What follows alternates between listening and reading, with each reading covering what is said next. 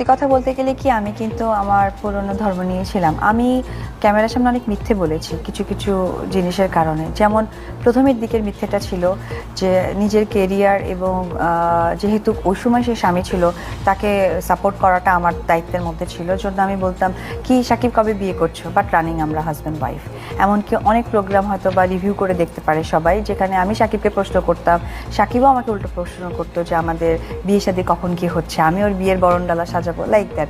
রাতে গিয়ে আবার ধরেন তাকে রান্না করে খাওয়াচ্ছি। আবার আমার ছেলেকে নিয়ে যখন বের হয়েছি তখনই তো সবাই জানলেন যে আমি বিবাহিত, দ্যাট মিনস আমি একজন মুসলিম ধর্মাবলম্বী ছেলেকে বিয়ে করার কারণে আমি মুসলমান। কিন্তু আমি বিয়ের পর থেকেই আমি হিন্দু, কারণ হিন্দু থেকে মুসলিম হওয়ার যে প্রক্রিয়াধীন কাজগুলো হয় সেগুলো একটাও তারা করেননি।